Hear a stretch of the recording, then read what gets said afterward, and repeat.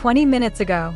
Jin BTS appearance at Cha Eun-woo's Barracks, coincidence or strategic move? South Korea's entertainment sphere was thrown into sudden turbulence when a startling report emerged. Jin of BTS had been spotted at the very military barracks where Cha Eun-woo is currently stationed. But why now, and why so unexpectedly? The timing was precise, the atmosphere unusually tense, and the questions spiraling from the incident refused to fade.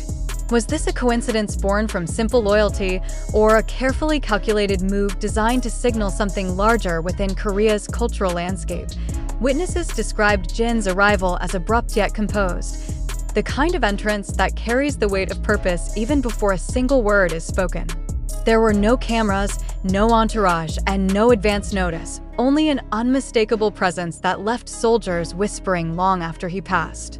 Considering that Jin completed his own military service not long ago, the visit instantly stirred speculation. Why return to the barracks so soon? And why visit Cha Eun-woo specifically? Observers argue that the meeting appeared too precisely timed to be accidental.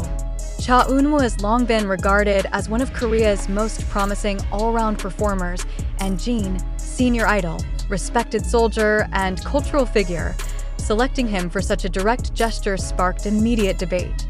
Some believe Jin intended to show support for Eun-woo during a stricter phase of training. Others suspect that Jin's reappearance in uniform may carry symbolic weight, hinting at a broader message of unity among Korea's most influential idols. Yet what unsettled many was the atmosphere surrounding the encounter. Soldiers described the moment as quiet but charged, a meeting without spectacle but full of significance. Jin reportedly greeted Eun-woo with a warmth that contrasted sharply with the regimented surroundings, creating a moment that felt both deeply personal and surprisingly public. The barracks, usually a place of strict discipline, briefly transformed into the center of an unfolding cultural narrative. Speculation intensified when analysts pointed out Jin's precise positioning in the entertainment industry. As the first BTS member to complete service, he has become a figure of stability and credibility, someone whose actions influence not only fans, but also fellow idols navigating their mandatory duties. From this perspective, his visit may be interpreted as a deliberate show of solidarity, an affirmation of shared responsibility between generations of Korean entertainers. Even more intriguing was the reaction among insiders. Some described the meeting as a passing of strength, while others suggested Jin was intentionally reinforcing the emotional support network among enlisted celebrities, something often overlooked in public discussions. Eun-woo, known for his stoic professionalism, has been under intense pressure due to both public expectation and the weight of ongoing projects paused by his enlistment. Jin's appearance, then, may have served as a stabilizing gesture, highlighting a rarely acknowledged layer of idol culture: the quiet emotional labor of maintaining resilience under scrutiny. Fans, as expected, fueled the momentum of the story within minutes. Social media erupted with thousands of posts dissecting Jin's visit, from his expression, posture, and attire to the possible implications for BTS's ongoing public image. Some wondered whether the meeting hinted at upcoming collaborations or cross-group solidarity efforts after discharge. Others took a more emotional perspective, viewing Jin's actions as an extension of his long-time role as a supportive elder figure not just within BTS, but across the entire idol community.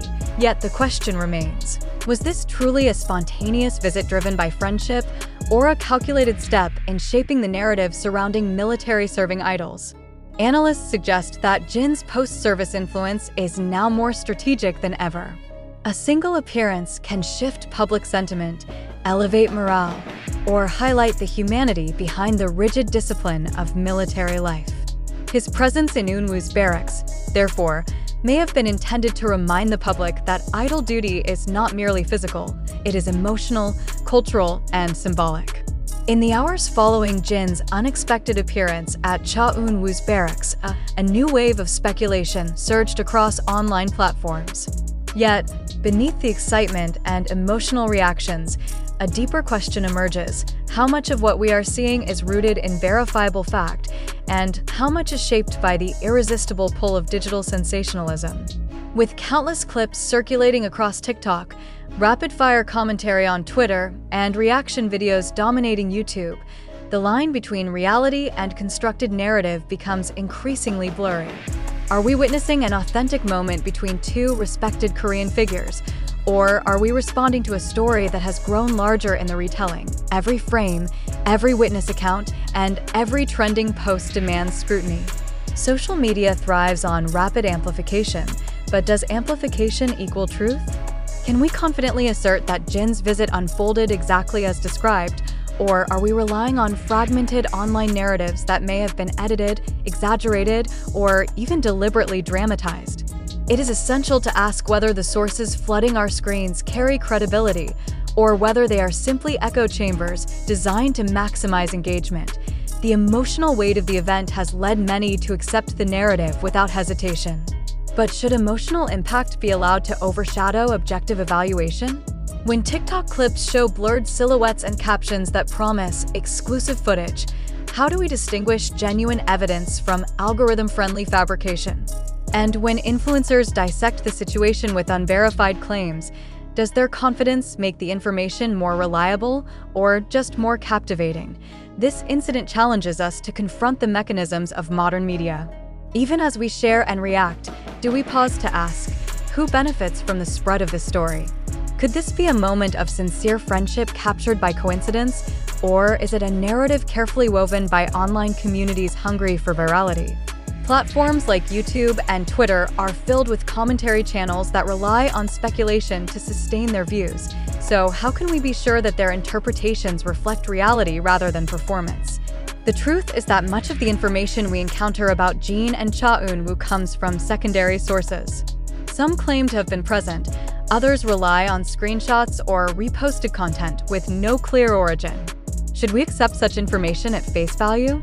Or should we recognize that even the most widely circulated post can be born from misinterpretation, rumor, or deliberate manipulation? The rapid evolution of this story demonstrates how easily a single moment can become sensationalized beyond recognition.